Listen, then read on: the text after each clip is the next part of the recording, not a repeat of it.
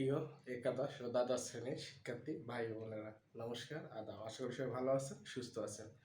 তো পুরানোর মতো আমরা যে আলোচনা করেছিলাম যে এখন থেকে রেগুলার সংখ্যা পদ্ধতির উপর, একটু অসুস্থ আমি, সংখ্যা পদ্ধতির উপর ক্লাস হবে।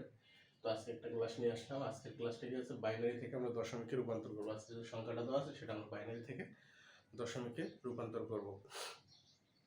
আজকে একটু আমার অসুস্থ, অথবা ভয়েসগুলো সুন্দর শোনা যাবে না, তো সবাই একটু মানিয়ে নেবেন। তো চলুন ক্লাসে যাই।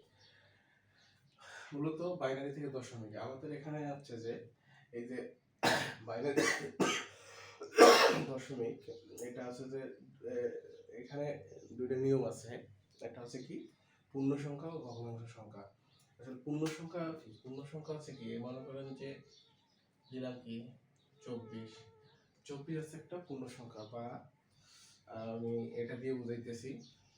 মনে করেন 1101, এটা হচ্ছে পূর্ণ সংখ্যা। এটাকে আমরা কি বলতে পারি, এটাকে বলতে পারি পূর্ণ সংখ্যা, পূর্ণ সংখ্যা।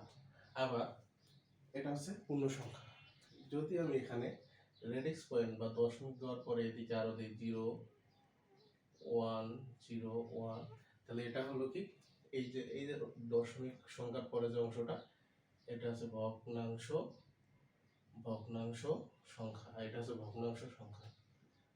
তো মূলত আমাদের এই যে আমাদের যে সংখ্যা পদ্ধতিগুলো আছে 4 প্রকারের, অক্টাল, হেক্সাডেসিমাল, দশমিক, বাইনারি। তো এটাতে আমাদের পূর্ণ সংখ্যার অঙ্ক করব, আবার আমরা ভগ্নাংশ এবং পূর্ণ সংখ্যা দুইটা মিলে যে অঙ্ক সেটাও করব। তো দুইটাই অবশ্য দুই ধরনের নিয়ম আছে। পূর্ণ সংখ্যার ক্ষেত্রে আমরা কি করব, ভাগ করব, ভাগ গুণ দুইটা থাকবে, এবং ভগ্নাংশ সংখ্যার ক্ষেত্রে বেশিটাই হচ্ছে গুণ হয়ে গেল। তো চলুন আমরা অঙ্কে যাই। এখানে দেওয়া আছে কি পূর্ণ সংখ্যা, হচ্ছে কি এই যে পূর্ণ সংখ্যাটা আছে এইটা দশমিকে রূপান্তর করতে হবে, দশমিক সংখ্যায় রূপান্তর করতে হবে। তো এই ক্ষেত্রে পূর্ণ সংখ্যার ক্ষেত্রে আমরা দশমিক রূপান্তর করার ক্ষেত্রে কি হয়, যে এই যে বাইনারি যে বেস, এই বেস দ্বারা হচ্ছে এটা গুণ হইব, আর এটা পাওয়ার দ্বারা এটা গুণ হইব।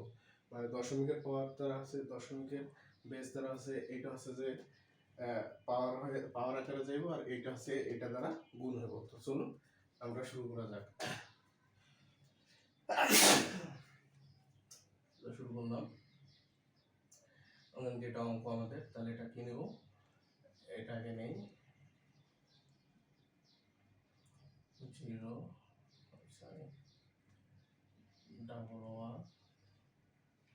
0, এটা আমরা কি নেব গুণ, তারপর কি করবো যোগ হবে, গুণ করবো, তারপর আমরা যোগ করব। তারপরে তাহলে আমরা এগুলাকে গুণ আকারে নেই, 0 গুণন 2, আবার কি আছে 1 গুণন 2, 1 গুণন 2, তারপর আছে কি 0 গুণন 2। এখন এখানে একটা নিয়ম আছে, সেটা হচ্ছে কি, এই যে আমরা যে মান বসাবো, মানে 0 থেকে পূর্ণ সংখ্যার ক্ষেত্রে একটু দেখাই। মনে করেন এটা আছে দশমিক, এই সামনে যে পূর্ণ সংখ্যা আছে এটা শুরু হবে 0 1 2 3 4 5 6 7 8 9। মনে করেন যে এটা আছে যে এখানে যেটা থাকবে, মনে করেন 2 আছে, 2 এর উপরে 8 থাকবে, 2 এর উপরে 7, 2 এর উপরে 6, 2 এর উপরে 5, 2 এর উপরে 4, 2 এর উপরে 3, এটার উপরে থাকবে এটা।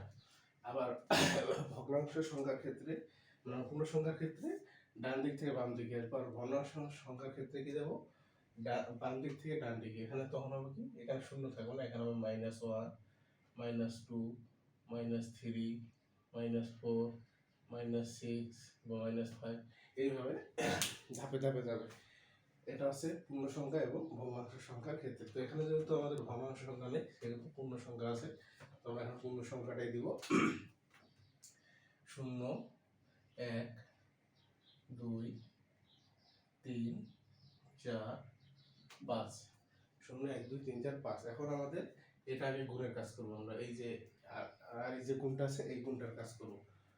তাহলে 1 গুণন, এখানে কত আছে এখানে 2 এর উপরে 5 মানে কি 5টা 2, 2 এর উপর 5 মানে কয়টা 2, 5টা 2, 2 গুণন 2 গুণন 2 গুণন 2, 5টা 2 কত হয়, 2 দুগুণে 4, 4 দুগুণে 8, 8 দুগুণে 16, 16 দুগুণে 32, তাহলে আমাদের এখানে কত হলো 32। তারপরে দিলাম কি 4, 2 এর উপর 4 মানে কি 2 এর উপর 4টা 2 দেখেন, 2 দুগুণে 4, 4 দুগুণে 8, 8 দুগুণে 16, তাহলে আমরা এখানে দিলাম কত 1 গুণন 16। তারপর দেখেন, তারপর এখানে দেখেন, তারপর হচ্ছে কি, তারপর আছে কি শূন্য আছে, শূন্য আমরা দিলাম 3টা 2, তাহলে কত 2 এর 4, 4 দুগুণে 8, তারপরে আমরা দিলাম কি 1, তারপর কত হচ্ছে 2 দুগুণে 4, তারপরে কি 1 বিয়োগে 2, শূন্য গুণন, কোনো কিছু শূন্য দিলে কি হয় শূন্য হয়, কোনো কিছু শূন্য দিলে শূন্য হয়, কোনো কিছু শূন্য দিলে শূন্য হয়। তাহলে এটা আশা করি সবাই বুঝতে পারছে, এই লাইনটা আশা করি সবাই বুঝতে পারছেন। তো আমাদের এখন এটা গুণ করে দেন, 1 দিয়ে সবকিছু গুণ করলে কত হবে 32, 16, এটা 0, 4, 2, 0, তাহলে আমরা অঙ্কটা কি পেলাম, এটা পেলাম। এখন এটা আবার পুরোটা যোগ করলে যেটা হবো ওটাই আমাদের দশমিক সংখ্যা। তাহলে 32 আর 16 কত হয়,